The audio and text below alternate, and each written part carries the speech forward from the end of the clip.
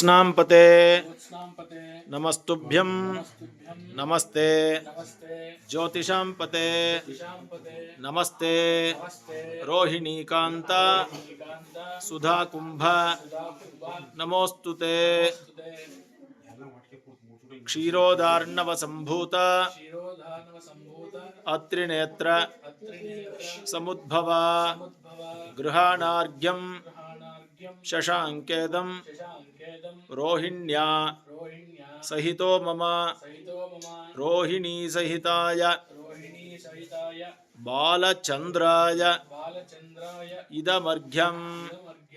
बालकृष्णाय इदमर्घ्यं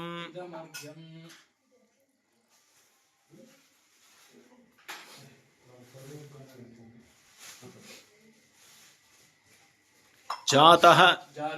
कंसवधार्ताय भूभार उत्तारणाय च पांडवानां हितार्थाय धर्म संस्थापनाय च कौरवानां विनाशाय दैत्यानां निधनाय च गृहाणार्घ्यं मया दत्तं देवक्या सहितो हरे देवकी सहिताय बालकृष्णाय इदमर्घ्यं इदमर्घ्यं